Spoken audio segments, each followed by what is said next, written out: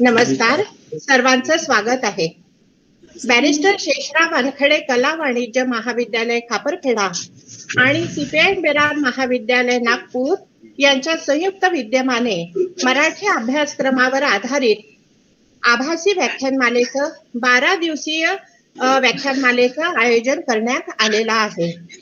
हे व्याख्यान आयोजित करण्यासाठी बॅरिस्टर शेषराव वानखडे महाविद्यालयाचे प्राचार्य सन्माननीय डॉक्टर टाले सर आणि सीपीआय बेरार महाविद्यालयाचे प्राचार्य डॉक्टर सन्माननीय मिलिंद बाराहते सर यांचं मी मनपूर्वक स्वागत करते आणि त्यांनी या कार्यक्रमाला आम्हाला मान्यता दिली त्याबद्दल त्यांचं आभारही व्यक्त करते.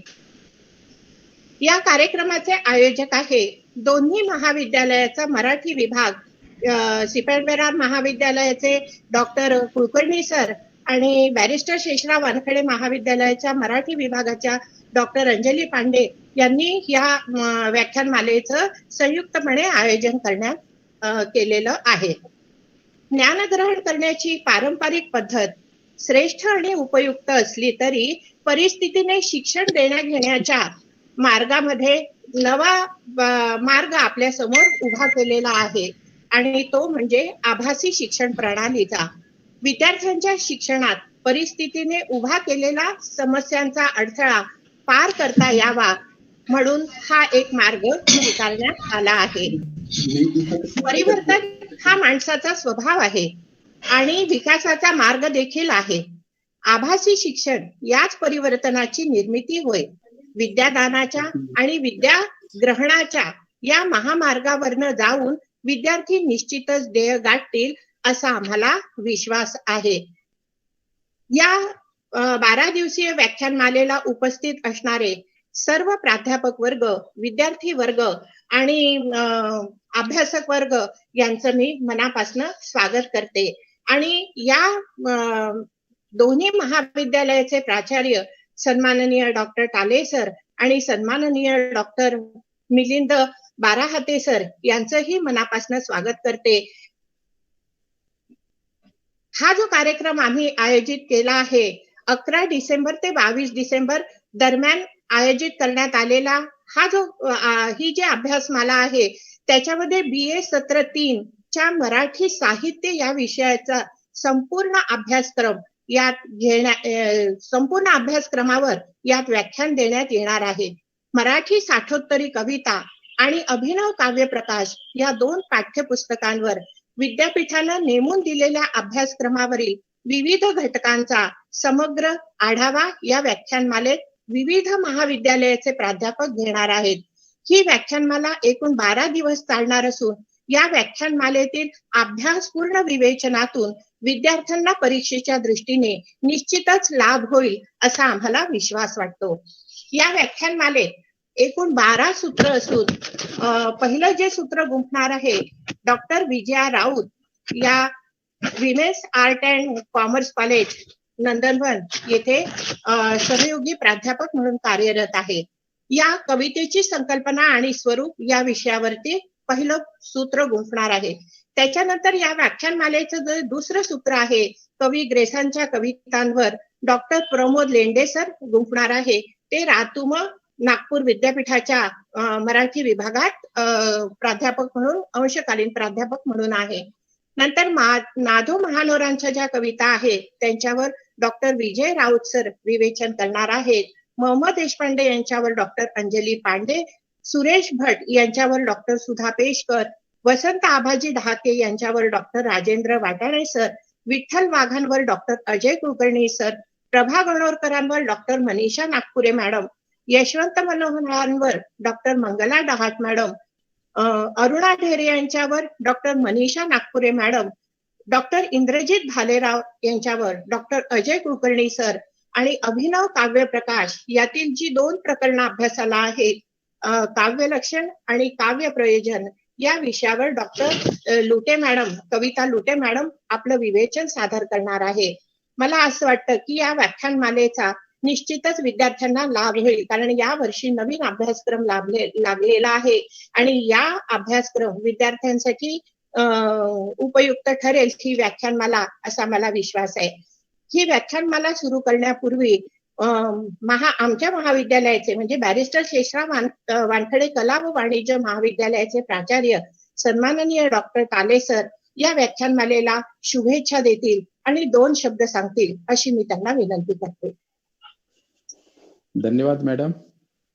आज बॅरिस्टर शेषराव वानखेडे कला वाणिज्य महाविद्यालय खापरखेडा व सीपी अँड बेरार महाविद्यालय नागपूर यांचे संयुक्त विद्यमाने आयोजित BA 3ऱ्या सेमिस्टरच्या मराठी साहित्य अभ्यासक्रमावर आधारित आभासी व्याख्यानमालेला उपस्थित सीपी अँड बेरार महाविद्यालयाचे प्राचार्य आमचे मित्र डॉक्टर मिलिंद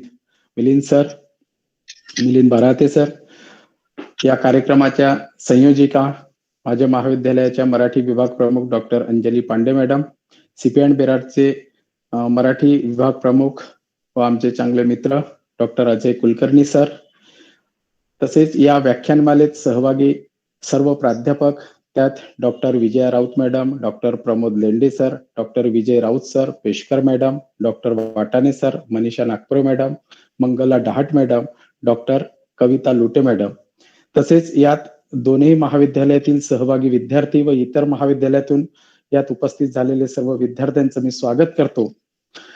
मित्रांनो, तसं पाहिलं तर आताच मॅडमनी म्हटल्याप्रमाणे की ह्या कोविडमुळे आपल्याला एक प्रकारची चांगली संधी उपलब्ध करून दिलेली आहे.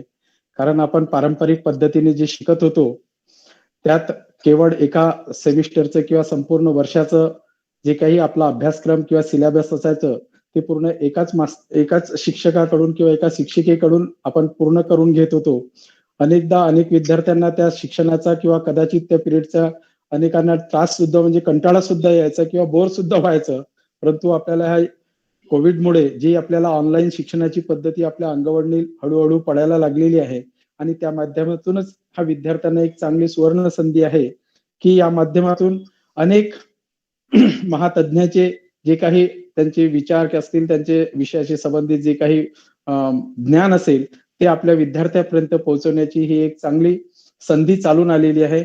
तेव्हा माझ्या सर्व विद्यार्थ्यांना माझी या माध्यमातून एकच विनंती राहील की आपण आपला जो काही अभ्यासक्रम आहे किंवा आपला जे काही सेमिस्टरचा जो सिलेबस आहे त्या एवढ्या मान्यवर तज्ञांकडून अत्यंत सुरेख पद्धतीने आपण आत्मसात कराल आणि त्या आधारावर आपली जी काही परीक्षा पद्धतीत आहेत त्यात चांगल्यात चांगली श्रेणी तुम्हाला प्राप्त हो ही सदिच्छा देतो. आणि ह्या संपूर्ण व्याख्यानमाला अत्यंत सुरेख आणि व्यवस्थितरित्या पार पडेल, मुलांचा मोठ्या प्रमाणात प्रतिसाद मिळेल अशी अपेक्षा करतो आणि मी माझ्या शब्दांना विराम देतो. धन्यवाद सर. धन्यवाद सर.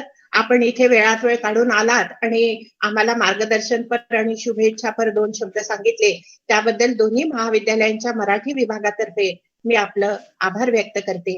धन्यवाद सर. धन्यवाद. यानंतर आजच्या व्याख्यानाचं जे पहिलं सूत्र गुंफणार आहे त्या आहे डॉक्टर विजया राऊत मॅडम. या women's arts and commerce college Nandanvan Nagpur येथे सहाय्यक प्राध्यापक म्हणून कार्यरत आहेत. गेली 1 दशक त्या इथे अध्यापनाचं कार्य करत आहेत. त्यांचे विविध नियतकालिकांमध्ये आणि स्मरणिकांमध्ये अनेक लेखही प्रसिद्ध झाले आहे. त्यांची विविध विषयांवरती अनेक व्याख्यानही झाली आहे आणि अशा या प्राध्यापिका आज इथे कवितेची संकल्पना आणि स्वरूप या विषयावरती पहिलं पुष्प गुंफणार आहे. मी डॉक्टर विजया राऊत मॅडमला सादर आमंत्रित करते की त्यांनी आपल्या विवेचनाला सुरुवात करावी. धन्यवाद मॅडम.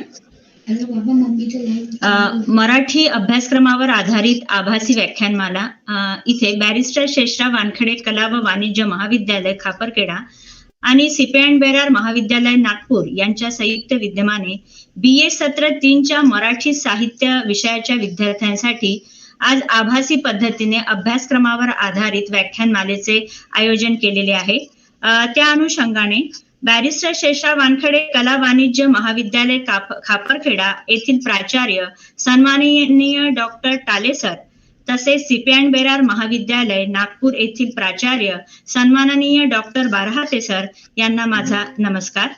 तसेच बॅरिस्टर शेषराव वानखेडे कला वाणिज्य महाविद्यालय खापरखेडा येथील मराठी विभाग प्रमुख आणि आजच्या कार्यक्रमाच्या आयोजिका डॉक्टर अंजली पांडे मॅडम, तसेच सीपी बेरार महाविद्यालय नागपूर येथील वाणिज्य भाषा मराठी विभाग प्रमुख डॉक्टर अजय कुलकर्णी सर यांना, या सर्व मान्यवरांना माझा सस्नेह नमस्कार.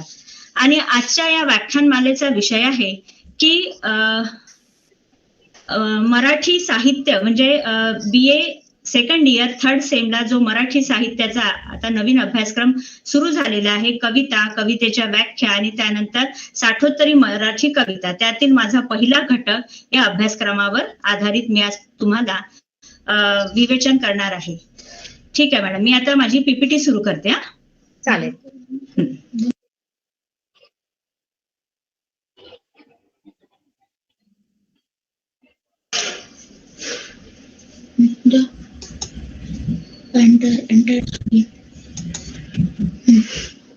त्यांच्या तो इथे दोन इथे 2 वेळा दाब शेअर थांब. मी करू का? बरं.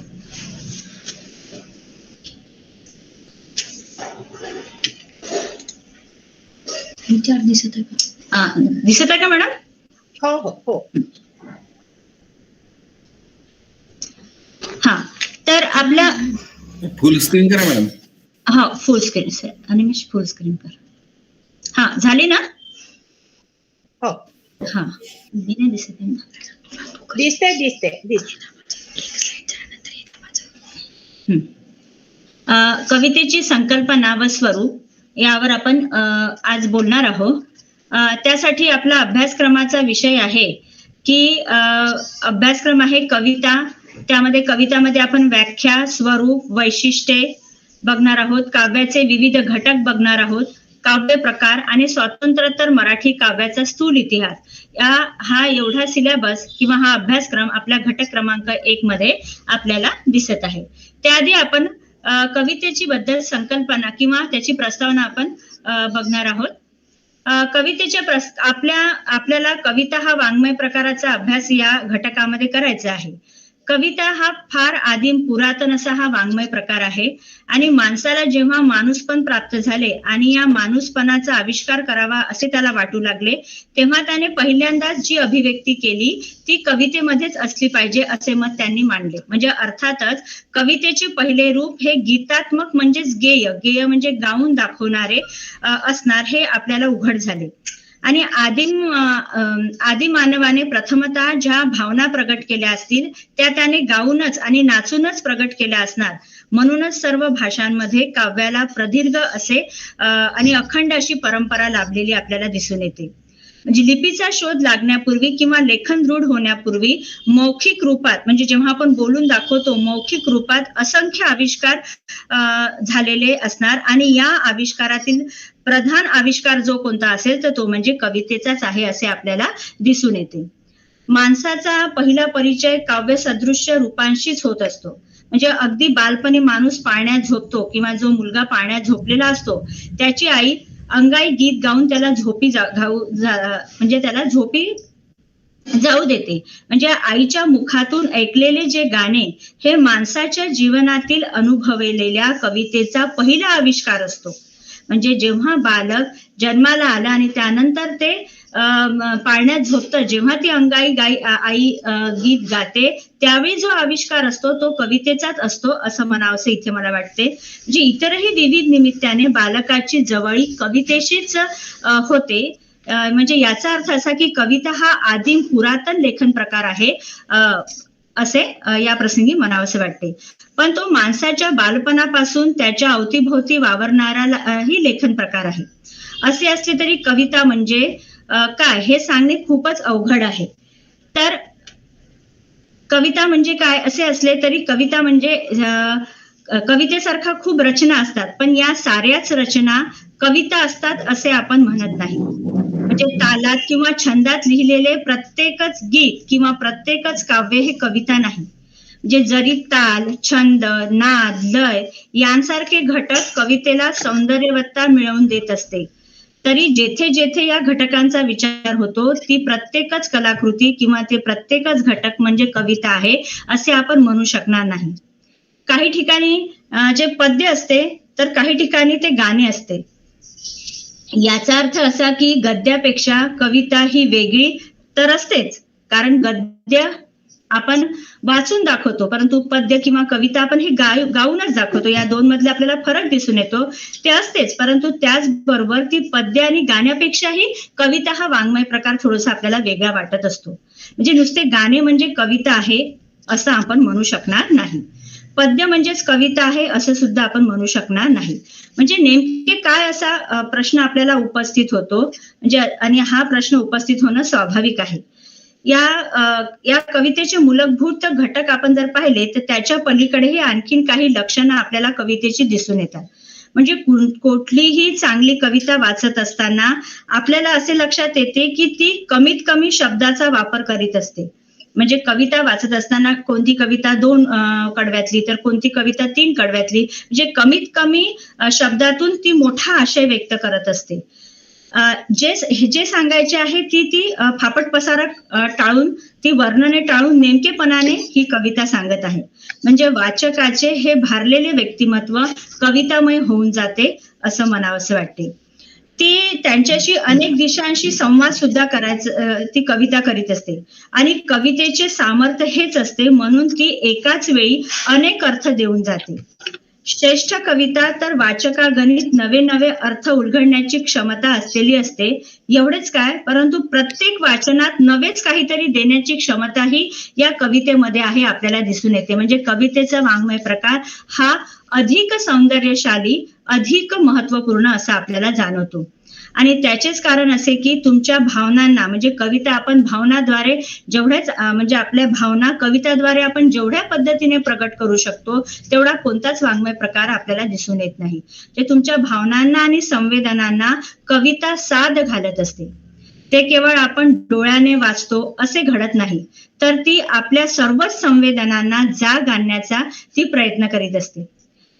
कविता आपल्या संवेदनांना जसे आव्हान करीत असते त्याचप्रमाणे ती आपल्या जीवनाभूमक म्हणजे जीवनातही आपल्याला आव्हान करत असते आणि त्यातूनच आपल्याला नवे नवे अर्थ उलगडत जातात. म्हणजे एखाद्या भावनांना अतिव दुःख, म्हणजे भावना अति आनंद झाला किंवा अति दुःख झालं तर त्या दुःखाची किंवा त्या सुखाची जी वाट आहे ती कविताद्वारे आपल्याला प्रगट होत जाते. म्हणून कविता ही जरी अल्पाक्षरी बहुप्रत्ययी असते असे आपल्याला म्हणावं लागेल. कविता हे शेवटी कलावंत मनाचा आविष्कार असल्यामुळे आणि ती नवनिर्मिती असल्यामुळे तिचे विविध आविष्कार निर्माण होणे स्वाभाविकच आहे. शब्दाचा अर्थ जरी कळला नाही तरी ते काव्यच आहे. म्हणजे काव्यासंबंधी विचार करीत असताना अगदी सहज व प्रथम लक्षात येण्यासारखी गोष्ट म्हणजे त्याची शब्दरचना आहे आणि शब्दच हे आपल्याला कवितेद्वारे शिकवत असते. शब्दाद्वारे जे काही अर्थ आहे त्या शब्दाद्वारेच ती कविता प्रगट करीत असते. मग आता या कवितेच्या व्याख्या बऱ्याच लेखकांनी केलेल्या आहे, परंतु या कवितेच्या व्याख्या करतानाही सुद्धा याच्यामध्ये 2 विभाग केलेले आपल्याला दिसून येतात. ते म्हणजे शरीर आणि आत्मा. म्हणजे काव्याचे शरीर आणि काव्याचा आत्मा. या शरीर आणि आत्म्यामध्ये ह्या कवितेच्या व्याख्या काही मान्यवरांनी केलेल्या आहे. त्या व्याख्या वाचल्या म्हणजे तीच कविता आहे किंवा त्या व्याख्या सुद्धा परिपूर्ण आहे असे आपल्याला म्हणता येत नाही. जसं आनंदवर्धनांनी व्याख्या केली आहे की ध्वनी हाच काव्याचा आत्मा आहे. म्हणजे काही व्याख्या इथे मी लिहिलेल्या आहे. काही लोकांच्या मते ध्वनी हाच काव्याचा आत्मा आहे असं त्यांनी म्हटलेलं आहे. हेमचंद्र म्हणतात की मुख्य तो रस, त्याचे अंग म्हणजे शरीर आणि ते शब्दार्थ होय, त्याद्वारेच आपली कविता प्रगट होते असं हेमचंद्र यांचं म्हणणं आहे. विश्वनाथ म्हणतात की काव्याचे शब्दार्थ हे शरीर, रस हा आत्मा, गुण हे शौर्य धैर्याप्रमाणे आहे. तर रसात्मकता काव्य म्हणजे रसात्मक वाक्य म्हणजे काव्य असं विश्वनाथ यांनी म्हटलेलं आहे. रुद्रट असं म्हणतात की शब्दार्थ म्हणजे काव्य. आणि वसंत आबाजी डहाकेंचं असं म्हणणं आहे की नादवती, अर्थवती, ध्वनिवती शब्दरचना म्हणजे कविता होय. अशा अनेक कवितेच्या व्याख्या आपल्याला करता येतात, परंतु तरीही ही अर्थपूर्ण व्याख्या इथे सादर करता येत नाही, किंवा हीच कविता आहे म्हणजे ही व्याख्या म्हणजेच कविता आहे असं सुद्धा म्हणता येत नाही. प्रत्येक व्यक्तींनी केलेल्या या व्याख्यामध्ये आपल्याला फरक दिसून येतो. म्हणजे माणसाला निसर्गातच तालाचे, नादाचे आकर्षण असते. शब्दाचा उच्चार प्रक्रियेत माणसाला असणारे नादाचे आकर्षण सहभागी होत असते, जे परिणामी भाषेत नादाची आकर्षक पुनरावृत्ती निर्माण होते. एक ठसकेदारपणा, जोरकसपणा निर्माण होतो. म्हणजे जेव्हा आपण गद्य वाचतो आणि जेव्हा आपण एखादी पद्य किंवा एखादी कविता वाचतो, तर गद्यामध्ये एवढा ठसकेदारपणा किंवा जोरकसपणा आपल्याला जाणवत नाही, परंतु कविता वाचताना हे सगळे प्रकार ह्या सगळ्या प्रकारांची निर्मिती होताना आपल्याला कवितेमध्ये दिसून येते. हे कार्य भाषेत यमक योजनेतून सुद्धा साधलेले आहे. म्हणजे कवितेमध्ये यमकाला सुद्धा तितकेच महत्व दिलेले आहे. दैनंदिन बोली भाषेत बोलताना आपण अनुप्रास, यमक या शब्द अलंकारांचा मुक्तपणे वापर करीत असतो. म्हणजे एकदा बोलता बोलता आपण बोलूनही देतो, परंतु त्यावर आपला तेवढा आपण विचार करत नाही नेहमीच्या बोलण्यामध्ये. परंतु मराठीमध्ये बहुतेक काव्यरचना यंत्रयमकाचे बंधन स्वीकारूनच झालेली असते. मुक्त छंदात्मक काव्यरचना सुरू होईपर्यंत, म्हणजे आता आपण जेव्हा प्रकार बघू तेव्हा आपण मुक्तछंद हा एक काव्याचा प्रकार आहे. म्हणजे या मुक्तछंद काव्य रचनाच्याही आधी मराठीमध्ये जी काव्यरचना यमकबद्ध होती, तेव्हा या पद्याचा अभ्यास करताना किंवा या कवितेचा अभ्यास करताना यमक या गोष्टीचा विचार करणं अत्यंत महत्वाचं होतं. आता यमक म्हणजे काय, जसं मी एक इथे ओळी दिलेली आहे, तुम्हाला दिसत असेल की सुख सुमनांचा पसरो वास, नित्य करू दे लक्ष्मी वास, ज्योतीने ज्योती उजळते, बचतीने बचत वाढते. म्हणजे जेव्हा या पहिल्या 2 ओळीमध्ये वास शब्दाच्या पुनरुत्तीवर यमक साधलेला आहे. म्हणजे इथे बघा, पहिली ओळ आणि दुसऱ्या ओळीमध्ये आपल्याला वास हा एकच शब्द तिथे दिसून येतो. म्हणजे यमक इथे जुळलेला आहे. शब्द हे कवितेचे माध्यम असते. म्हणजे शब्दाद्वारेच या कविता रचल्या जातात.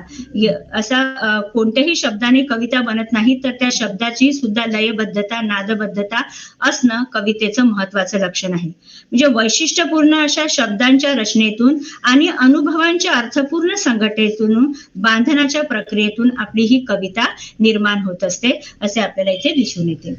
त्यानंतर आपल्याला काव्याचे स्वरूप बघायचे आहे. काव्याचे स्वरूप किती महत्वाचे आहे आणि कवितेमध्ये काव्याच्या स्वरूपाला अनन्यसाधारण महत्व आहे. म्हणजे माणूस जेव्हा जगत असताना विविध प्रकारचे अगणित अनुभव घेत असतो. हे अनुभव त्याला त्याच्या कुटुंबातून, समाजातून, सभोवतालच्या सृष्टी करून प्राप्त होतात. सामान्य माणूस आणि कवी हे दोघेही सभोवतालच्या एकाच वास्तव्यातून अनुभव स्वीकारत असतात. म्हणजे एखादा सामान्य माणूसही या समाजामध्ये वावरतो आणि एखादा कवी सुद्धा या समाजामध्ये वावरतो. परंतु या जो कवी करणारा किंवा कविताकार करणारा हा रचनात्मक कविबंधातून निर्माण झालेला हा व्यक्ती असतो, याचे अनुभव सामान्य व्यक्तीपेक्षा वेगळे असतात. म्हणजे लहानपणापासून हा अनुभव घेण्याची याची प्रक्रिया सुरू झालेली असते. आणि तसेच या मराठीमध्ये काव्याचे क्षेत्र तो विशाल विस्तृत आहे. ओवी, अभंगापासून आजच्या मुक्त छंद, चित्रकविता, हायकू हा जो नवीन प्रकार आपल्या कविता प्रकारामध्ये आलेला आहे, इत्यादी काव्य प्रकारापर्यंत अनेक काव्य प्रकार मराठीमध्ये निर्माण झालेले आपल्याला दिसून येतात. कवितेचे विशुद्ध स्वरूप भावकवितेतच आढळते. म्हणजे भावकवितेचे प्राणभूत तत्व म्हणजे त्या कवितेतून जाणवणारी त्याची उत्कटता. जी कविता लिहिलेली आहे त्या कविता लिहिण्यामागचा त्या कवितेचा हेतू काय आहे किंवा त्या कविकाराचा हेतू काय आहे ही जाणणं, त्याची उत्कटता त्याच्या कविता रचनेमधून आपल्याला दिसून येते. या उत्कटतेचाच परिणाम म्हणून भावकवितेमध्ये वस्तू आणि भाव, शब्द आणि भाव, ज्या आपण भावना म्हटलं त्या भावना त्या कवितेच्या शब्दावरून दिसत असतात. म्हणजे याचाच एकात्म प्रत्यय येत असतो आपल्याला कविता वाचताना. भावकवितेच्या भाषेत घटक म्हणून प्रतिमा, रूपक, नाद, लय इत्यादी घटकांचा सुद्धा संबंध येत असतो. म्हणजे कविता रचत असताना प्रतिमेलाही तितकंच महत्व आहे, रूपकालाही, नादालाही आणि लयालाही. या घटकांना कविता रचनेमध्ये अत्यंत महत्वाचं स्वरूप प्राप्त झालेलं आहे. या घटकाशिवाय अन्य घटक कवितेमध्ये सहभागी झाले की शब्द आणि भाव यांच्यातील एकात्मता खंडित होते. म्हणजे अन्य घटक म्हणजे कथन, वर्णन, निवेदन, विचार, चिंतन, भाष्य इत्यादी बाबींचा उल्लेख सुद्धा त्या कवितेमध्ये आपल्याला करता येतो. म्हणजे आपल्याला असं वाटतं की ही 2 कडव्यांची कविता आहे, याच्यामध्ये एवढ्या भावना किंवा एवढं भाष्य किंवा एवढं चिंतन किंवा एवढे विचार प्रगट झाले आहे का? परंतु तो कविकारांनी निर्माण केलेला तो कवितेचा आविष्कार असतो. त्याच्यामध्ये या सगळ्या गोष्टीच्या स्वरूपाची रचना केलेली असते. आणि अशा घटकामुळे कविता दीर्घ होते आणि वेगवेगळे काव्य प्रकार आपल्या आकाराला येते. म्हणजे दीर्घ कोणती कविता दीर्घ मधूनही सूक्ष्मतेकडे जाते किंवा लहानाकडे जाते आणि कोणता आशय कवितेचा आशय हा लहानाकडून सुद्धा दीर्घतेकडे जात असतो. त्यानंतर मनाच्या अपरिपक्व अवस्थेतील अस्पष्ट किंवा संदिग्ध म्हणजे संशययुक्त व स्थूल भाव व्यक्त करण्यासाठी ज्या आदिमानवाने अर्थहीन परंतु भावनायुक्त व लयबद्ध नाद रचना केलेल्या आहे. म्हणजे आपण हा कालखंड वगळता आपण जर प्राचीन कालखंडामध्ये गेलो किंवा आदिमानवाच्या कालखंडामध्ये गेलो तर काहीतरी अर्थहीन शब्द रचना करायच्या, परंतु त्या अर्थहीन मध्ये सुद्धा भावना महत्वाची होती. म्हणजे सांगायचं तात्पर्य म्हणजे भावनेला काव्याच्या स्वरूपामध्ये अनन्यसाधारण महत्व प्राप्त झालेलं आहे. मग सुस्पष्ट अर्थाची शब्दपंक्ती किंवा लहानसे पण अर्थपूर्ण विधान हेच कवितेचे स्वरूप महत्वाचे आहे.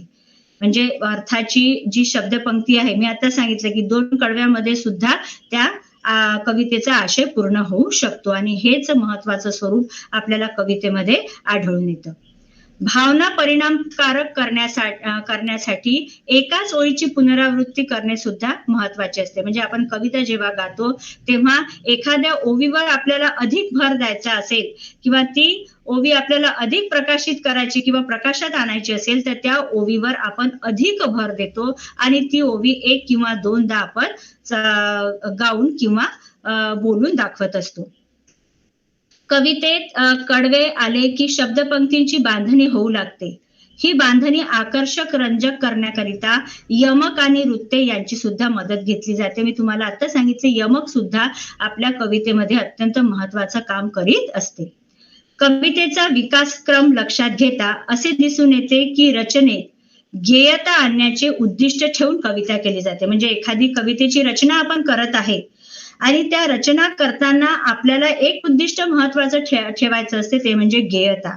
आणि गेयता म्हणजे ती कविता गाऊन कशी वाटेल, म्हणजे ती वाचकाला ती गाताना कशी वाटेल याचा सुद्धा साधर्म कविता रचनाकाराला महत्वाचा वाटत असतो. त्यामुळे जेव्हा तो कविता रचतो तेव्हा त्यामध्ये त्याला गेयता हा सुद्धा शब्द त्याला लक्षात घ्यावा लागतो.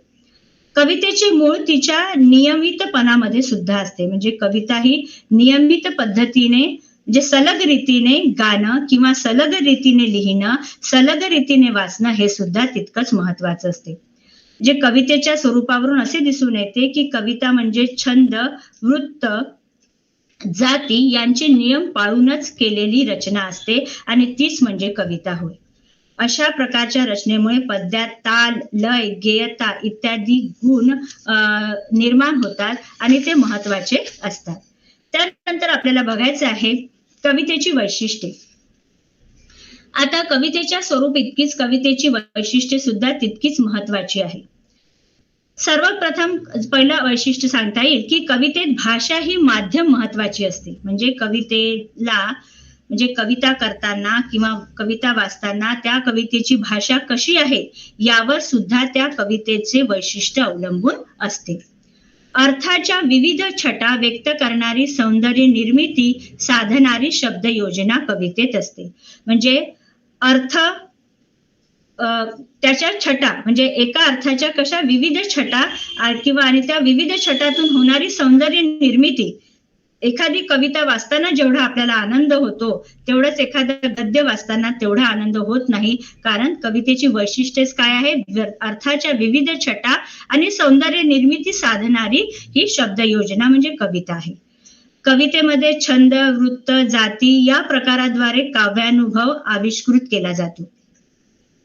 काव्यात अनुभवाच्या प्रगट आविष्काराला महत्वपूर्ण असं स्थान दिलेलं आहे. काव्यामध्ये उत्कट असा आविष्कार, मी सर्वप्रथम तुम्हाला सांगितलं की जेव्हा काव्य रचलं जातं तेव्हा त्या काव्यामध्ये कोणत्या भावना प्रगट केल्या जातात, त्या कोणत्या भावनाद्वारे सुद्धा ती कविता तेवढीच महत्वाची असते. सुखद आहे, दुःखद आहे, ग्रामीण आहे, है ना. त्यानंतर स्त्री गीत आहे, भावना गीत, या सगळ्या गीतांचा आविष्कार आपल्याला काव्यामध्ये दिसून येतो. कवितेत अर्थाच्या विविध छटा सूचित करण्याला केंद्रीय स्थान महत्वाचं असतं. म्हणजे त्या अर्थाला वेगवेगळ्या छटा निर्माण करणं हे कवितेचं एक महत्वाचं केंद्रबिंदू ठरण्यात येते. आशयानुकूल लयबद्धता हा काव्याचा विशेष महत्वाचा गुण ठरला जातो. म्हणजे आशय हा सुद्धा कवितेचा महत्वाचा, म्हणजे त्या कवितेमध्ये आपण कोणत्या कविता तर लिहिलेली आहे परंतु त्या आशयाला सुद्धा, त्या अर्थाला सुद्धा तितकंच महत्व प्राप्त झालंय, किंवा त्या कवितेतून कोणता आशय आपल्याला लक्षात येतो किंवा कोणतं अर्थ त्यातून प्रगट होतो ते त्या कवितेला, त्या काव्याचा विशेष मानला जातो. त्यानंतर आपल्याला बघायचं आहे कवितेचे घटक. आपण आतापर्यंत बघितलं कवितेची व्याख्या, त्यानंतर आपण कवितेचे स्वरूप बघितले, कवितेचे वैशिष्ट्ये काही अंशी आपण बघितले. आता आपल्याला बघायचे आहे कवितेचे घटक. कवितेचा शब्द हे कवितेचे माध्यम असते, म्हणजे शब्दाद्वारे कविता केलीच जाते. वैशिष्ट्यपूर्ण अशा शब्दांच्या रचनेतून आणि अनुभवांची अर्थपूर्ण संघटना बांधण्याच्या प्रक्रियेतून कविता निर्माण होते. एखादा अनुभव काव्यानुभव म्हणून कसा वेगळा असतो हे काव्यानुभव आविष्कृत करणाऱ्या शब्दरचनेच्या कोणत्या वैशिष्ट्यामुळे एखाद्या लेखनाला कविता म्हणून संबोधले जाते. याचा अभ्यास म्हणजे कवितेच्या घटकांचा अभ्यास असं मला इथे म्हणावंसं वाटते. कवितेतील शब्दयोजना, वृत्त, लय यांची बंधने पाळूनच केलेली असते. कवितेची दृश्य मांडणी, तिच्यातील ओळी, कडवी, तिच्यातील लयबद्धता, ध्वनीचा आकृतीबंध म्हणजे कोणत्या ध्वनी कधी वापरायच्या त्याचा आकृतीबंध, यांच्यामुळे आपण कविता वाचन करीत असतो.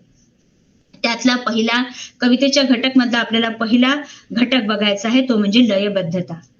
की कवितेमध्ये लयबद्धता किती महत्वाची असते. कवितेमध्ये लयबद्धता हा घटक जरी महत्वाचा असते, जे कवितेमध्ये लय असते ती आशयानुकूल असते. म्हणजे त्या कवितेमध्ये कोणता आशय आहे यानुसार त्या कवितेची लय ठरवलेली असते. एखादा त्या कवितेचा जर भावना या दुःखद भावना असेल तर ती काही नाचून गाऊन कविता व्यक्त करणारी रचना नसते. म्हणजे त्या भावनांना, त्या आशयाला त्या कवितेच्या लयावर म्हणजे त्या आशय त्या कवितेच्या लयावर अवलंबून असतो. ती आशयानुकूल असते, म्हणजे ती सामान्यपणे वृत्तबद्ध छंदबद्ध रचनेतून निर्माण केली जाते. या दृष्टीने इंदिरा संतांची इथे कविता मी तुम्हाला सांगण्याचा प्रयत्न करेल. बघा, ही लयबद्धता या कवितेमध्ये आपल्याला दिसून येते. धुके येतसे दाटून, अंधाळून जाई धरा, वाहतसे रवी करा, उफाळून येता जल, नदी जाई बावरून, धरी सागराचे ध्यान, कोमेजून जाई सृष्टी, लागे झळ ग्रीष्म ऋतूची, वाट पाहे वसंताची, निळा भोर आकाशात, तोल जाई चंद्रिकेचा, हात शोधी जलदाचा, घडून या काही काही, मन जाई भारावून, तुझी येई आठवण. ही इंदिरा संतांची या ओळी आहेत.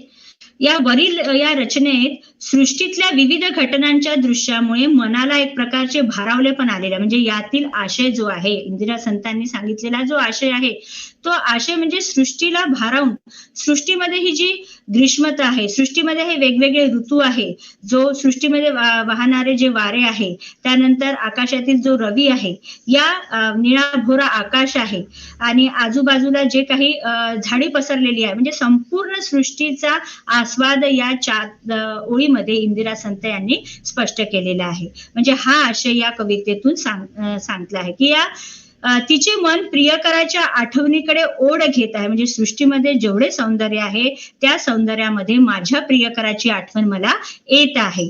हा अनुभव इंदिरा संत या कवितेमध्ये व्यक्त करतात आहे. ओढ घेण्यातली गती आणि बाह्य सृष्टीतील गती याचा एक संबंध कवितेमध्ये प्रस्थापित त्यांनी केलेला आहे. हा संबंध वृत्तबद्ध रचनेतून लय निर्माण करून प्रस्थापित केला जातो. ओवी छंदात त्रिचरणी बंधातून ही लय निर्माण केली जाते. म्हणजे 3 चरणाचा ही एक ओवी आपल्याला दिसून येते. बघत असाल तर तुमच्या लक्षात येईल. प्रत्येक चरण 8 अक्षरी आहे. यातील प्रत्येक चरण जर आपण मोजलं तर ते प्रत्येक चरण कसं आहे? 8 अक्षरी आहे. अशा 3 चरणांची ही रचना केलेली जाते. म्हणजे प्रत्येक ओवीमध्ये 3 चरण दिलेले आहे आणि त्या 3 चरणामध्ये एकूण 8 ओळी सांगितलेल्या आहे. आणि या 8 ओळीमध्येच एवढ्या चरणामध्येच त्यांनी आपला भावना, आपल्या प्रियकराबद्दलची आठवण किंवा सृष्टीतील सौंदर्य त्यांनी या 3 चरणातील 8 ओळीमध्ये स्पष्ट केलेला आपल्याला दिसून येतो. दुसऱ्या व तिसऱ्या चरणात प्रत्येक ओळीत आपल्याला यमक साधलेला दिसून येतो. बघा तुमच्या लक्षात येईल, जाई जाई जाई, म्हणजे प्रत्येक चरणामध्ये जाई हा यमक तिथे साधलेला आहे. सामान्यपणे बहुतेक कविता लयबद्ध असतात. आधुनिक काळात छंदमुक्त काव्यरचना केलेली आहे. म्हणजे इंदिरा संतांची ही लयबद्धता किंवा ह्या कडव्यातून आपल्याला लयबद्धता हा घटक कवितेबद्दलचा लक्षात आला असेल असं मला वाटते. त्यानंतर दुसरा घटक आहे सूचकत्व किंवा अनेकार्थ क्षमता. कवितेमधील शब्दांच्या ठिकाणी रूपक, प्रतिमा, प्रतीक इत्यादी घटकांमुळे वाच्यार्थाला छेद घेऊन, म्हणजे जो वाचक वर्ग असतो तो वाच्यार्थाला छेद देऊन वाच्यार्थ्या पलीकडचा अधिक अर्थ सूचित केला जातो. म्हणजे आपण एखादी ओळ वाचली ती आपल्याला वेगळाच अर्थ ध्यानात येतो, पण त्या अर्थाच्याही पलीकडचा अर्थ त्या ओवीमध्ये सामावलेला असतो. यासाठी ही मला काव्यपंथी इथे मी सांगितलेली आहे की जागे एकाला जख्ख मातारा कंदील एक, वळणावरी उभा राहुनी अंधुक अशा दृष्टीने पाही दृश्य अनेक. शरदचंद्र मुक्तिबोधांची ही कविता आहे. येथे कंदील या पदार्थाला मनुष्यविषयक विशेषण इथे लावलेलं आहे. म्हणजे कंदिलाची वात कशी आहे? अंधुक अशी वात आहे. कंदील हा वस्तुनिष्ठ आहे, वस्तू आहे, आणि त्या कंदिलाला मनुष्याची उपमा किंवा मनुष्याचं प्रतीक दिल्यासारखं आहे. आणि हा मातारा सुद्धा कसा आहे? अंधुक. कारण हा आता जर्जर मातारा झालेला आहे, जख्ख मातारा झालेला आहे. आणि कंदील आणि अंधुकता यातून आपल्याला काय अर्थबोध होतो या 2 ओळीच्या कडव्यातून शरदचंद्र मुक्तिबोधांनी इथे स्पष्ट केले आहे की कंदील ही प्रतिमा इथे योजलेली असून वस्तुविषयक अर्थाऐवजी अन्य अर्थाचा निर्देश इथे दिलेला आहे. म्हणजे कंदील आणि म्हातारा हा सुद्धा कंदिलासारखीच अंधुकता त्याच्या जीवनामध्ये आलेली आहे. हेच सूचकत्व या ओवीतनं शरदचंद्र मुक्तिबोधांनी स्पष्ट केलेलं आपल्याला दिसून येतं. मी आता सांगितलं तुम्ही की जेव्हा आपण एखादा ओळ कवितेतील वाचतो, ती कवितेतील ओळ वाचण्या पलीकडची तो अर्थ त्या ओळीमध्ये सादर केलेला असतो. तेच याचं उदाहरण आपल्याला इथे पाहता येईल. त्यानंतर तिसरा घटक आहे अल्पाक्षरत्व. अल्पाक्षरत्व म्हणजे सांगितलं की 2 कडव्याची कविता, कुठे कुठे तर हायकूमध्ये तर त्यापेक्षाही कमी कडव्याची कविता आपल्याला दिसून येते. जो आपण काव्य प्रकार बघू तेव्हा आपल्याला ते लक्षातच येईल. किंवा सुनीताची 14 ओळींची रचना आहे ना, अशा पद्धतीची अल्पाक्षरत्व हे कवितेचं महत्वाचं घटक आहे. म्हणजे कवितेचा आकार हा गद्यातील कुठल्याही वाङ्मय प्रकारापेक्षा लहान असतो. म्हणजे गद्यामध्ये सगळा फापट पसारा आपल्याला बघायला मिळतो, परंतु कवितेमध्ये तसा फापट पसारा आपल्याला दिसत नाही. तिथे कवितेचे अक्षर हे अल्पाक्षरत्व असते आणि हा महत्वाचा घटक कवितेमध्ये आहे. कुठल्याही कवितेचा आकार लहान असतो. म्हणजे कवितेचा आकार लहान असल्यामुळे कोणत्याही गोष्टीच्या वर्णनाला, स्पष्टीकरणाला किंवा विश्लेषणाला वाव नसतो. अल्पाक्षरत्व हा कवितेचा महत्वाचा विशेष ठरतो. अल्पाक्षरत्वाचे जर आपल्याला उदाहरण द्यायचे झाले तर थोडासा शुभ्र गलबला बगळा जाताना उडून, कवी मनोहर ओकची ही ओळ आहे. एकच ओळ, परंतु या ओळीमध्ये पण अल्पाक्षरत्व आहे. एकच ओळ आहे, परंतु या ओळीचा अर्थ किती काय म्हणतात, त्या ओळी अर्थाच्या पलीकडे जाणारा हा अर्थ आपल्याला दिसून येतो. जसा बगळा उडून जाताना त्याच्या पंखाची झालेली फडफड, म्हणजे एकाच ओळीचा अर्थ बघा किती आहे की हा जो बगळा आहे, हा बगळा शुभ्र गलबला, म्हणजे तो बगळा आहे म्हणजे तो पांढऱ्या रंगाचा आहे. गलबला म्हणजे आवाज.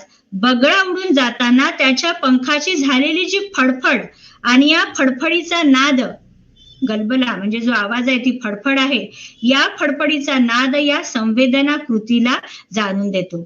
आणि शुभ्र या रंगाविषयक क्रियाविशेषणाने बगळाच्या पांढऱ्या रंगाशी, म्हणजे आपण ही ओळ वाचल्याबरोबर बगळ आपल्या डोळ्यासमोर उभा राहतो आणि त्या दृक संवेदनाशी आपले नाते जोडले जाते. म्हणजे या कडव्याच्या किंवा या ओवीच्या अर्थाच्या मागेही वेगळा असा अर्थ दडलेला आहे, असे या ओवीतून दिसून येते.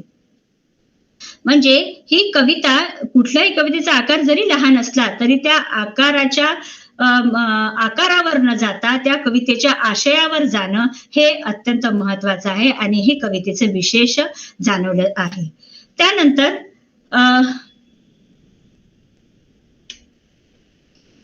नेक्स्ट आपला घटक आहे व्यापक जीवना क्षमता.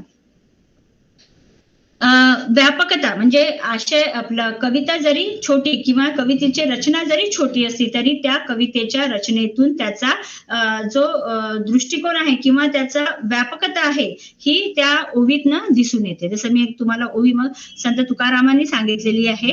कवितेचा जो हा भाषिक आकार लहान असला तरी, म्हणजे कविता ही लहान असली तरी त्यातून जो व्यापक अशा जीवनाशयाचा प्रत्यय आपल्याला येऊ शकतो. कवीची चिंतनशीलता, कल्पना शक्ती यांच्यामुळे जीवन व्यवहाराचा सखोल आकलनाचा प्रत्यय आपल्याला येत असतो.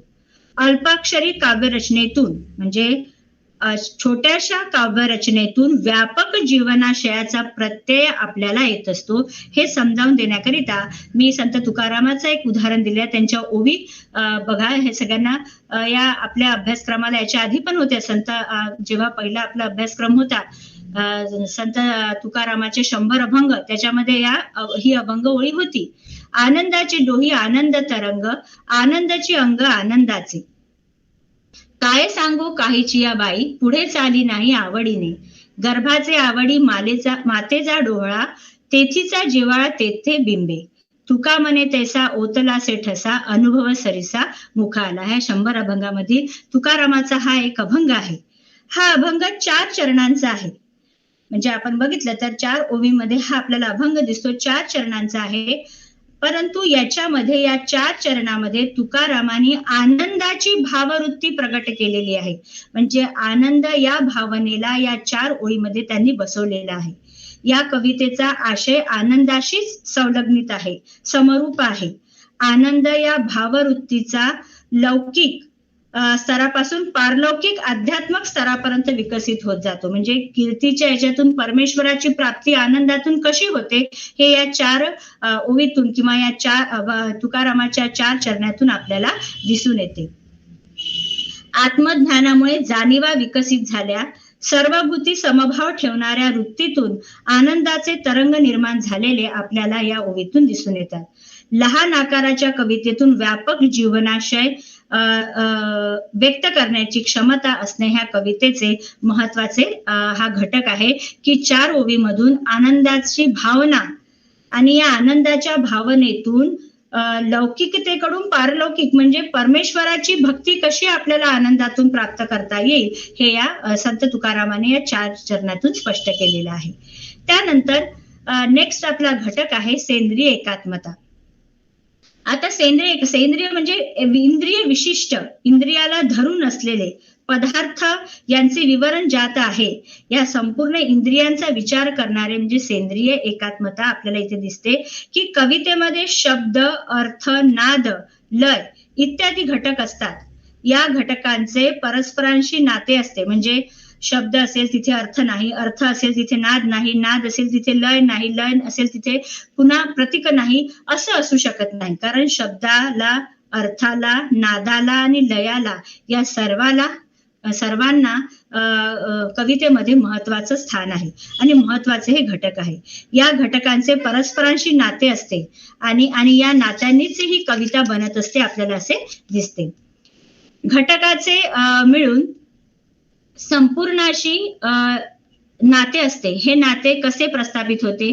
कवितेतील घटकांचे परस्परांशी निर्माण होणाऱ्या नात्याचे स्वरूप काय असते आणि हे सर्व घटकांचे संपूर्णाशी जे नाते निर्माण होते त्याचे स्वरूप कसे असते हे बघण्याकरिता सेंद्रिय एकात्मतेचा अभ्यास इथे महत्वाचा आहे. म्हणजे कवितेमध्ये प्रतिमा, रूपक, प्रतीके यांच्या माध्यमातून अर्थ आविष्कृत केला जातो.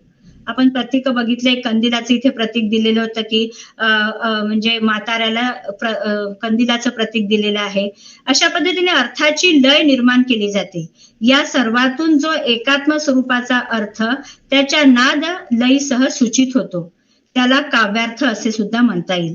जे कवितेतील अर्थ काव्यार्थाच्या पातळीवर गेल्यामुळे तिला एकसूत्रता लाभते आणि या सूत्रामुळे कवितेमध्ये एकात्मता निर्माण होते. जसं त्याच्यासाठी एक ती ओळ आहे की गती, मोहम्मद देशपांडे यांची, की गती मिळून काळही संथ प्रवाह, संथ पाऊले संथ, जळते काही मुकाट संथ, कळते तेही गळते संथ, साठवलेले आटते संथ आणि उरते रिकामी कंत. यामध्ये तुम्हाला बघा कशा पद्धतीने यमक साधलेला दिसून येतो. प्रत्येक चरणामध्ये, प्रत्येक ओवीमध्ये आपल्याला यमक दिसत आहे. संथ संथ संथ है ना. अशा पद्धतीने ही इथे आशयाला तर गती आहेच, आशयाचा प्रवाह आहेच, परंतु आशयाबरोबर या लयाला, या यमकाला, या प्रतीकाला सुद्धा कवितेमध्ये महत्वाचं स्थान दिल्या जातं. अशा पद्धतीने शब्द, अर्थ, नाद, लय इत्यादी घटकांशी परस्परांचे नाते जुळणारे हा कविता रचनाबंध असतो. शब्द, योजना व ओळींची मांडणी यांच्यातून नाद व अर्थाची लय निर्माण होते आणि त्यातूनच एकात्मता स्वरूपाचा अर्थ कवितेत सूचित केलेला जातो. म्हणजे आशय आणि अभिव्यक्ती, शब्द आणि त्यातून आविष्कृत होणारा अर्थ यांच्यात अभिन्नत्व असते. हेच कवितेतील सेंद्रिय एकात्मतेचे उदाहरण आपल्याला देता येईल. त्यानंतर आहे संवेदता, संवेदना. आता इथे कवितेतील आशय, अनुभव हा संवेद्य स्वरूपाचा असतो. म्हणजे विशेषतः भाव कवितेमध्ये संवेदता हे कवितेचे अटळ अंग आहे. म्हणजे भावना जेव्हा व्यक्त होत असते, कोणती भावना असेल, मग ती सुखद असेल, दुःखद असेल, तर त्या वेगवेगळ्या संवेदना आपल्याला जाणून येतात.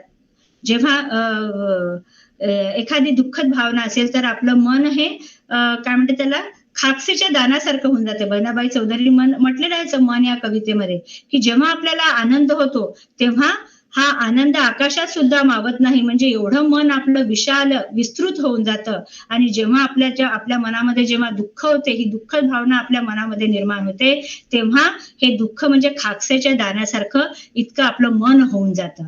म्हणजे मनाला, म्हणजे त्या भावनांना कवितेमध्ये अत्यंत महत्वाचे स्थान आहे. आणि त्यामुळे कथात्मक, नाट्यात्मक प्रकारातही संवेदता असू शकते, परंतु ही संवेदना कविता या वाङ्मय प्रकाराच्या तुलनेत कमी असते. जे संवेदता ही कविता वाङ्मय प्रकाराचा मध्यवर्ती बिंदू असतो. कवितेतून अनुभवाचा साक्षात प्रत्यय द्यावा अशी आपली अपेक्षा असते. जे श्रेष्ठ दर्जाची कविता या अपेक्षेची पूर्तताही करते. अनुभवाची प्रतीती देणारी कवितेची भाषा, लयबद्धता, नादमयता, शब्दकळा, प्रतिमा, प्रतीके हे तर प्रत्येकच ठिकाणी आपल्याला बघायला मिळतात. हे विशेष महत्वाचे गुण आपल्याला कवितेमध्ये आढळतात. त्यासाठी एक मी पुशी रेगेंचं इथे उदाहरण दिलेलं आहे कवितेच्या द्वारे, की मन कसे अलगद असे, वेळ कशी ऊन पिशी, स्थान कसे असे असे, तू कशी हवी तशी, शब्द कसा कसा बसा. म्हणजे कसा बसा, ऊन पिशी, असे असे ही कवितेतील संवेदता दर्शविते.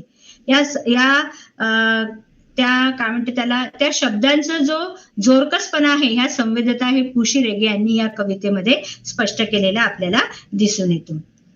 त्यानंतर हे महत्वाचे घटक आपण बघितलेले आहे कवितेचे, परंतु कवितेचे काही उपघटक आहेत. जसे अलंकार, रूपक, प्रतिमा, प्रतीक हे सुद्धा उपघटकांचाही विचार इथे आपल्याला करायचा आहे. जसं आपण एखादी मराठमोळी स्त्रीला आपण म्हटलं, किंवा तिला आपण सामान्य स्त्री आणि एखादी अलंकार धारण केलेली स्त्री याच्यामध्ये आपल्याला फरक जाणवून येतो. त्याची सौंदर्यता जाणवणारी स्त्री ती कोणती असेल, तर जी अलंकारांनी युक्त असेल. त्या सुंदर अशा मराठमोळ्या स्त्रीने संपूर्ण अलंकार घातलेली जी स्त्री असेल ती स्त्री आणि सामान्य स्त्री यामध्ये आपल्याला फरक दिसतो. त्याच पद्धतीने भाषेमध्येही असा फरक आपल्याला जाणून येतो, तो म्हणजे गद्य आणि पद्य. गद्याची भाषा इतकी अलंकृत नसते तेवढी पद्याची भाषा, कवितेची भाषा आपल्याला अलंकृत वाटते आणि तो अलंकार, ती कविता वाचल्यानंतर आपल्याला आनंदच होत असतो. म्हणजे या उपघटकाचा इथे आपल्याला विचार करावा लागेल. अलंकार, रूपक, प्रतिमा, प्रतीक या कवितेच्या अभ्यासामध्ये यांना महत्वपूर्ण असे स्थान दिलेले आहे. भाषेच्या गद्य आणि पद्य प्रकारापासून कवितेच्या वेगवेगळ्या भाषेची जडणघडण करणारे हे अत्यंत महत्वाचे घटक आहेत. म्हणजे आपण वरील घटक बघितले, परंतु त्या घटकाबरोबर काही उपघटक सुद्धा हे महत्वाचे आहे. या घटकामुळे कवितेची वेगळी अशी जी भाषा निर्माण होते तिला आपण काव्य भाषा संबोधतो. मी आताच एक उदाहरण दिलं गद्याचं आणि पद्याचं, एक मराठमोळी स्त्री आणि सामान्य स्त्री, म्हणजे या दोघांमध्ये फरक आपल्याला या फरक दिसून येतो. तसाच फरक आपल्याला काव्य भाषेमध्ये आणि साधा जेव्हा गद्य वाचतो त्यामध्ये आपल्याला हा फरक दिसून येतो. ही भाषा कवितेचे माध्यम असते. कवितेमध्ये सौंदर्य, प्रीती, सूचकत्व, अनेक संदर्भ सूचकत्व या घटकामुळे जातं. आपण बघितलं सूचकत्वता, व्यापकता, संवेदता है ना, हे आपण घटक बघितले. परंतु त्याबरोबरच हे कवितेचे उपघटकातील जो अलंकार, म्हणजे भारतीय साहित्यशास्त्रामध्ये अलंकार या घटकाला अनन्यसाधारण महत्व प्राप्त झालेले आहे. म्हणजे अलंकार विचाराला अत्यंत महत्वाचे स्थान दिले गेले आहे. जसं मी अलंकारिक भाषेमध्ये जर एखादं उदाहरण द्यायचं झालं तर मुखचंद्रासारखे आहे. हे झाली माझी अलंकारिक भाषा. मी म्हणेल की एक सुंदर स्त्री आहे आणि तिला म्हणेल की तू खूप सुंदर दिसते, तुझं मुख छान आहे, असं न म्हणता मी अलंकारिक भाषेमध्ये काय म्हणेल त्या स्त्रीला की मुखचंद्रासारखे तुझे ग. म्हणजे ही काय झाली आपली सामान्य भाषेपेक्षा त्या अलंकारिक त्या भाषेला बोलणं एकच, अर्थ एकच, परंतु ती जी लकब आहे किंवा जो अलंकार त्या भाषेला लागलेला आहे हा महत्वाचा असतो. आणि या अलंकारामुळे भाषा शैली किंवा ती कविता आपल्या कानाला रुचकर अशी वाटते. आणि तो अलंकार हा घटक कवितेमध्ये अत्यंत महत्वाचा असा घटक आपल्याला दिसून येतो. त्यानंतर दुसरा घटक आहे रूपक. कवितेमध्ये रूपकांना महत्वपूर्ण स्थान असते. एका वस्तूचे गुणधर्म दुसऱ्या वस्तूचे जोडले की रूपक निर्मिती होत असते. जसं कवी बी यांची आहे हृदयी खवळला शोक सागर. कवी बी यांची ही आहे एक ओळ मी इथे हे केलेली आहे की हृदयी खवळला शोक सागर. म्हणजे हृदयामध्ये माझ्या हृदयामध्ये मला इतकं दुःख झालं आहे हे ते स्पष्ट न सांगता किंवा सरळ ओळीमध्ये न सांगता ते काय म्हणतात की माझ्या हृदयी खवळला शोक सागर. माझ्या हृदयामध्ये खूप भयंकर असं दुःख झालेलं आहे. ते या ओळीमधनं म्हणजे हे रूपक कशाला देत आहे, त्या सागराला देत आहे. म्हणजे दुःखाची रूपकता त्या सागराला तिथे कवी बी यांनी या ओळीमध्ये दिलेली आहे. तिसरा घटक आहे प्रतिमा. प्रतिमा ही गोष्ट काव्याचा गाभा मानली जाते. एका भाववृत्तीच्या संदर्भात जेव्हा दोन किंवा अधिक वस्तूमध्ये साधर्म्य, सारखेपणा किंवा वैधर्म्य म्हणजे वेगळेपणा प्रस्थापित केले जाते तेव्हा त्यातील ज्या वस्तूंच्या आधारे साधर्म किंवा वैधर्म म्हणजे सारखेपणा किंवा वेगळेपणा प्रस्थापित होतो त्या वस्तूला आपण प्रतिमा असे म्हणतो. जसं आता पाऊस, पक्षी, कृष्ण सावळा, मी इथे दिलेले नाही आहे ते. पाऊस, पक्षी, कृष्ण सावळा, शाळी ग्रामसा, श्यामल सुंदर. म्हणजे या 4 ओळीमध्ये आभाळाशी साधर्म्य दर्शविणारा पाऊस आणि पक्षी या शब्दांनी पहिल्या ओळीतील प्रतिमा निर्माण झाली आहे आणि नंतरच्या 3 ओळीमध्ये ढगाच्या रंगाबद्दल प्रतिमा आहे. म्हणजे ढग आहे, परंतु ढग कसा आहे, श्यामल आहे. कारण श्यामल आहे म्हणजे अंधार पसरलेला आहे. कारण कृष्ण सावळा म्हणजे त्या ढगाला कशाची प्रतिमा दिलेली आहे, कृष्ण सावळा म्हणजे अंधाराची. कारण आता हे ढग भरून आलेला आहे, आता इथे आभाळ आलेला आहे असं न सांगता अशा 4 ओळीमध्ये त्या वेगवेगळ्या शब्दांना वेगवेगळ्या प्रतिमा देऊन कवितेमध्ये त्या प्रकट केलेल्या करता येतात. त्यानंतर शेवटला उपप्रकार आहे, उपघटक आहे प्रतीक. प्रतीक म्हणजे चिन्ह. आता आपण एक त्याच्या आधी उदाहरण बघितलं कंदील आणि म्हाताऱ्याचं. तर चिन्ह हे नेहमी कशाची तरी सूचना देत असते.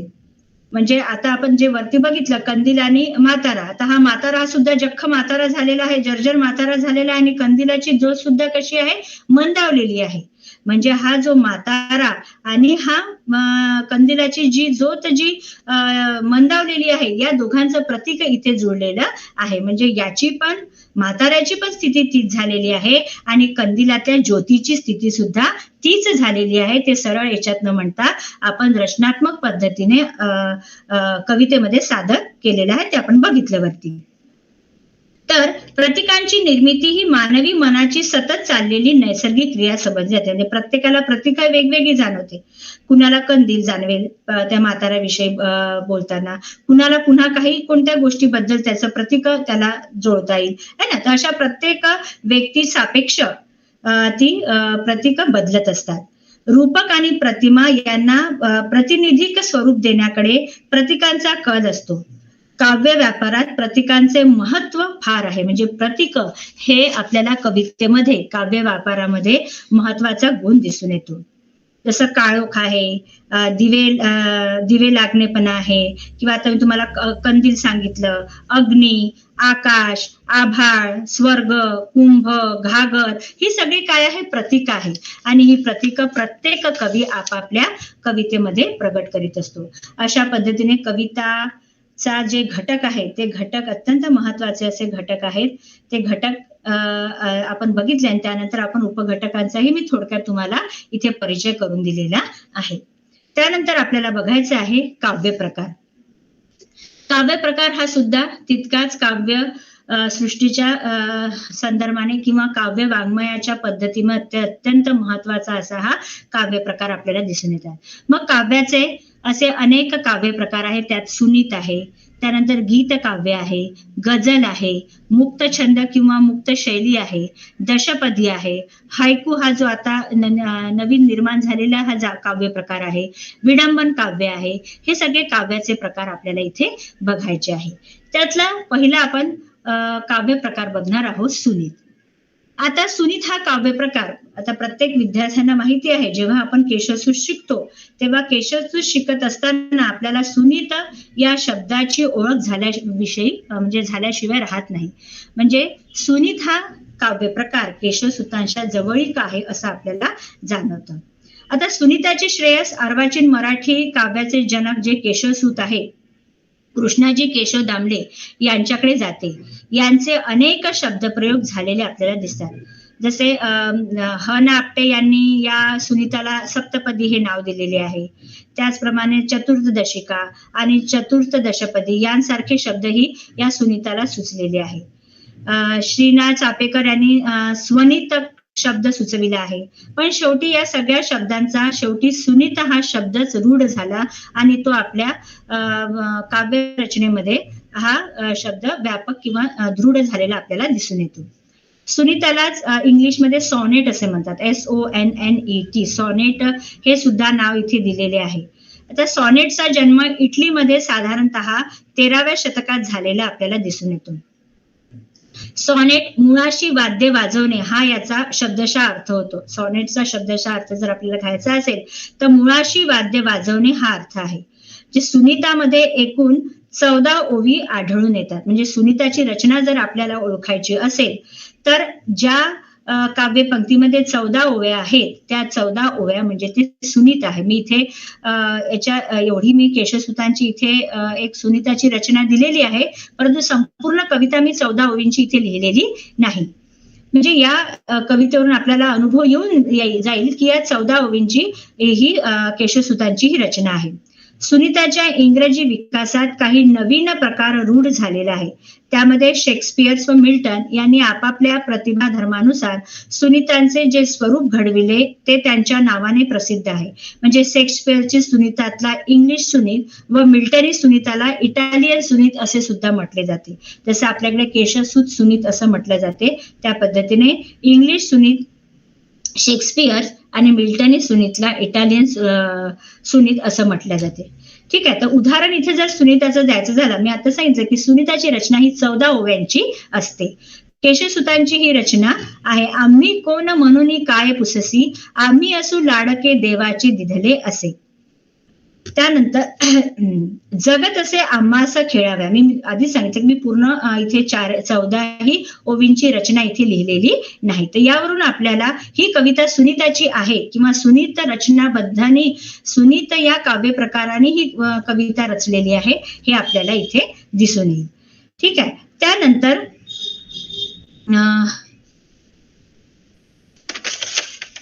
दुसरा प्रकार आहे आपला गीतकाव्य. गीतकाव्य याला लिरिक असं म्हणतात. तर गीतकाव्य हा स्फुट काव्याचा एक अत्यंत काव्यात्मक व श्रेष्ठ काव्य प्रकार आहे. उत्स्फूर्त भावना उद्रेकाच्या प्रेरणेतून गीत काव्याचा जन्म होत असतो. म्हणजे एखादी कवितेतून आपल्याला उद्रेक म्हणजे खूप अशी काय म्हणते त्याला भावना, उद्रेकाची भावना असेल, त्याला एखादा जसं गरजा जय जयकार अशा पद्धतीने आपल्याला उद्रेक आपल्या भाषेतून व्यक्त होत असेल तर तिथे लिरिक गीत काव्य हा महत्वाचा काव्य प्रकार मानला जातो. गीत काव्याचे मूळ गीतामध्ये आहे. रंजक स्वर संदर्भ म्हणजे गीत. गीतकाव्य हे गीत रूपातून विकसित झालेले आहे. गीतकाव्य परंपरेत अभंग, आरत्या, भूपाळ्या, उद्रेकता, गवळणी, विराण्या, कीर्तने आणि लोकगीतांचे महत्वाची स्थान आहे. पाश्चात्य वाङ्मयाच्या प्रभावातून याला लिरिक असं म्हटलं जातं. या काव्य प्रकार आपल्याकडे गीतकाव्य या नावाने प्रसिद्ध आहे. परंतु गीतकाव्याची आपल्याकडील परंपरा ही प्राचीनच आहे. ग्रीक वाङ्मयातून हा लिरिक ही जी संज्ञा इंग्रजीत आली त्या ग्रीकांच्या लायर या तंतुवाद्यावरून लिरिक हे नाव उत्पन्न झालेले आहे. जे लिरिक हे नाव ग्रीक ज्या भाषा तिथे लायर हा त्यांचा जो वाद्य आहे, तंतुवाद्य आहे, त्या तंतुवाद्यावरून लिरिक हे नाव उत्पन्न झाले आहे. या वाद्याच्या साथीने काव्य गायन होत असे म्हणून त्या प्रकारच्या कवितांना त्यांनी लिरिक म्हटले आहे. त्या ग्रीक याच्यामध्ये आपल्याला असं दिसून येतं. उत्कट पण साधी भावना, तिचे एकच एकपिंडी स्वरूप, लघुता, आत्मनिष्ठा आणि गेयता म्हणजे जी गाऊन दाखवणारी आहे ही गीत काव्याची वैशिष्ट्ये आपल्याला दिसून येते.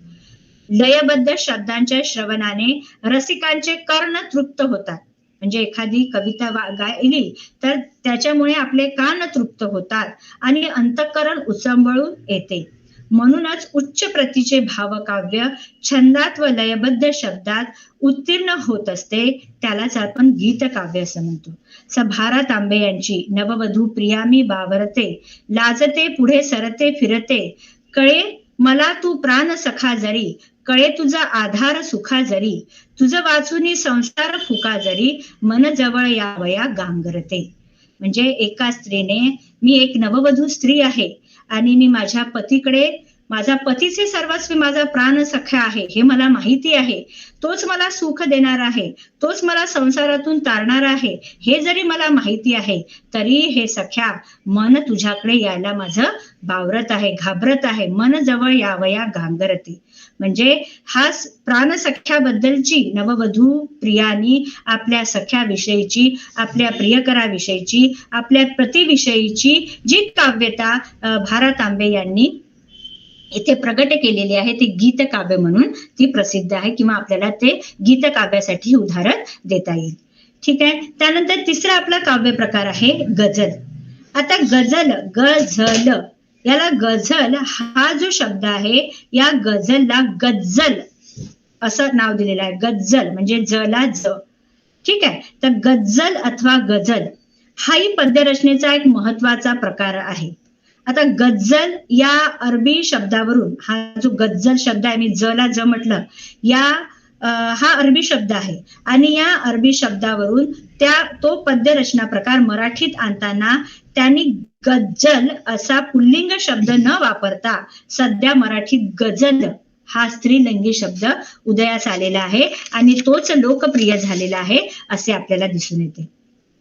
जसे सॉनेट वरून सुनीत आलं, लिरिक वरून गीत काव्याला आपण वर बघितलंच है ना. तसे हे जसे पाश्चात्याच्या प्रभावातून रचना प्रकार मराठीत आले त्याचप्रमाणे गझल हा जो शब्द आहे, अरबी शब्द आहे, भाषेतील काव्य प्रकार हा सुद्धा महत्वाचा आहे. त्याच्या प्रत्येक 2 ओळीच्या कडव्याला शेर द्विपदी म्हणतात. बहुधा गझलचा प्रत्येक शेर स्वयंपूर्ण असतो, म्हणजे स्वतः त्यांनी लिहिलेला असतो. शेर 2 भागात असतो, त्यांना मिसरा म्हणजे पद ठीक आहे, रचना, त्याला आपण कडवं असं म्हणता येईल. ठीक आहे, शेर 2 भागात असतो, त्यांना पद म्हणतात. पद 1 चरणी 2 चरणी असते. ज्या शेराचे शेवटचे शब्द सारखेच असतात त्याचा एक संघ तयार होतो, त्यालाच गझल असे म्हणतात. आता इथे मी थोडंसं गझलचं उदाहरण दिलेलं आहे. माधव जुलियन यांची ही कविता आहे. वेड आधी सांग कोणी लाविले आणि डोळ्याबुज कोणी दाविले, नेनता पक्षी मला पाहुनी तू भोवती जाळी खुबीने टाकिले, शिळती अद्यापी या कानी घुमे ज्या शिळेनं प्राण माझे ओढिले.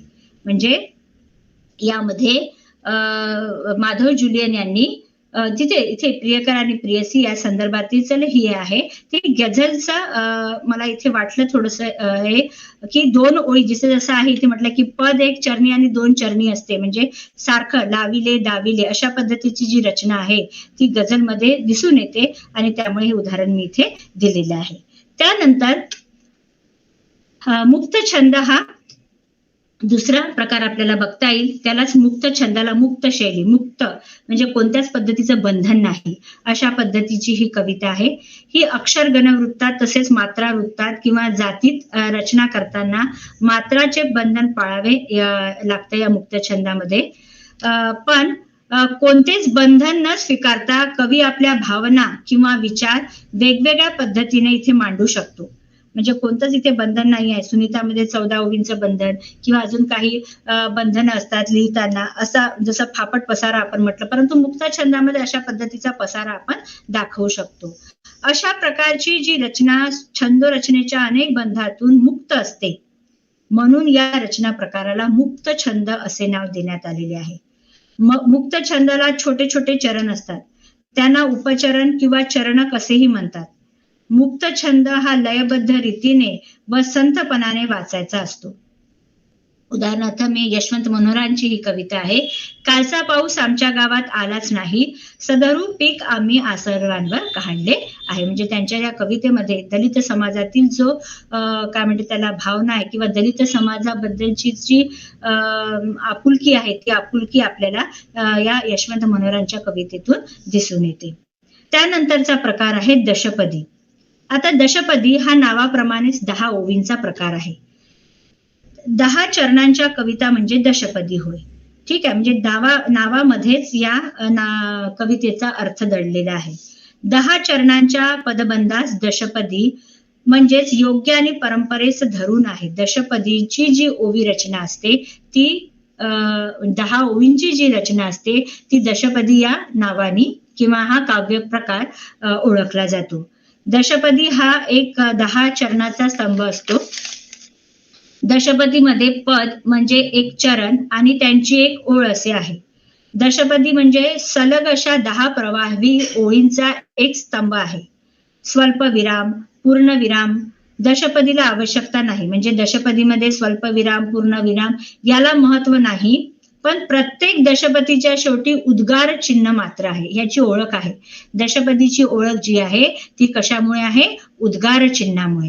म्हणजे एखादी कविता आपण वाचत असताना किंवा एखादी कविता आपण बघत असताना जिथे आपल्याला उद्गार चिन्ह दिसेल तर ती कविता दशपदी हा काव्य प्रकारामध्ये मोडते असं आपल्याला इथे म्हणावं लागेल. बघा, त्यासाठी मी कवी अनिलांची इथे कविता दिलेली आहे की खेळणी सुंदर लहानपणी माझ्या पाशी होती नाना तऱ्हेची, काही पेरकुंडी स्वतः केलेली, काही पितळी काही लाकडाची, बाल खेळण्यामधून मन अजूनही निघत नाही. आणि शेवटी काय दिलेलं आहे तिथे उद्गारवाचक चिन्ह दिलेलं आहे. म्हणजे उद्गारवाचक चिन्ह ही या दशपदीची ओळख आहे, हे आपल्याला लक्षात ठेवायचे आहे.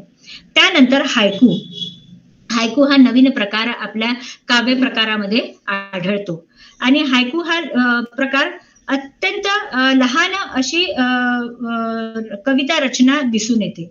हायकू जपानी पद्य रचना प्रकार होय.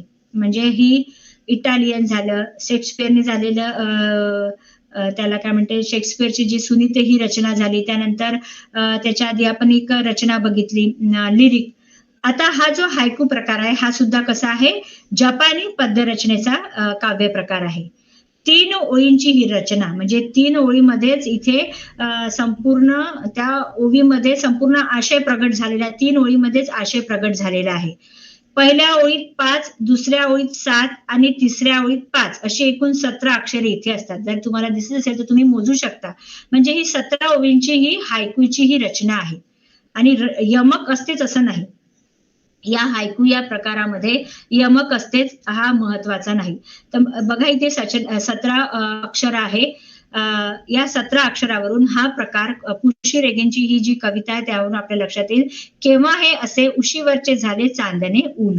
बस या 3 ओळीमध्ये किंवा या 17 अक्षरामध्ये संपूर्ण आशय दडलेला आहे.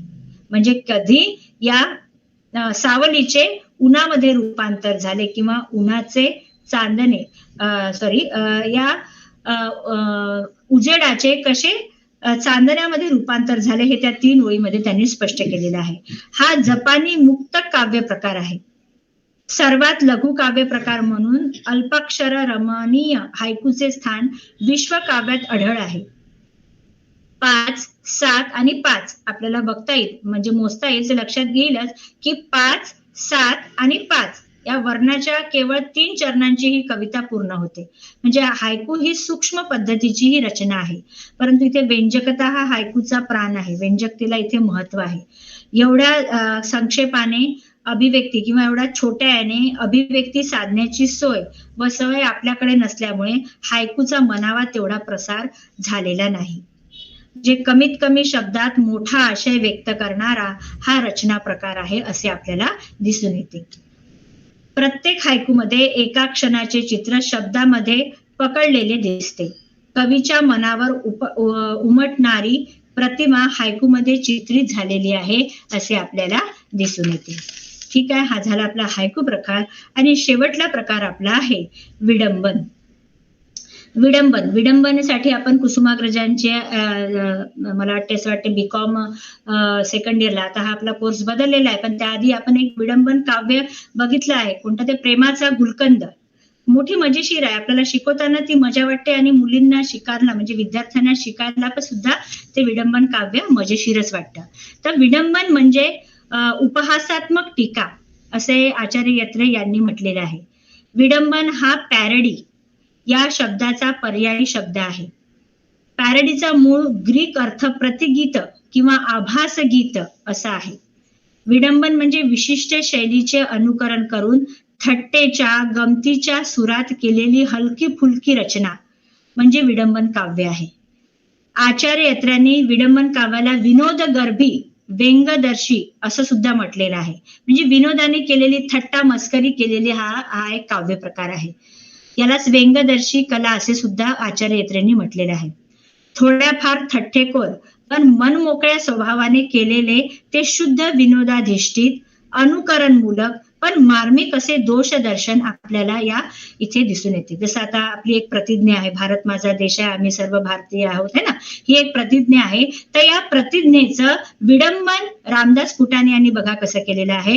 भारत माझा देश आहे, भारत कधी कधी माझा देश आहे, आम्ही सारे भारतीय अलग अलग आहोत, माझं आयुष्य हा काही राष्ट्रीय एकात्मतेचा प्रबंध नाही, त्यामुळे अन्य जाती धर्माशी माझा काडीचाही संबंध नाही. म्हणजे अशा पद्धतीचं विडंबन काव्य थट्टा मस्करी त्यातून आपल्याला आढळून येते. आणि थोडंसं वाचतानाही आपल्या मनामध्ये थोडेसे त्याला काय म्हणतात आनंदाचे फवारे उडतात, है ना. तर हे त्याला आपण विडंबन काव्य असं म्हणता येईल. रामदास फुटाणे यांनी या विडंबन काव्यातून समकालीन वास्तव्याचे उपहासात्मक चित्र घडवलेले आहे. म्हणजे आजचा हा भारत देश आणि या भारत देशामध्ये चाललेली जी अराजकता, ही अराजकता या 4 ओळीमधून रामदास फुटाणे यांनी स्पष्ट केलेली आहे. भ्रष्टाचार झालं, जातीवादी झालं, धर्मवाद झाला, प्रांताची अस्मियता झाली, या गोष्टींना महत्व प्राप्त झाले आणि म्हणूनच या देशावरील प्रेमापेक्षा अन्य गोष्टींना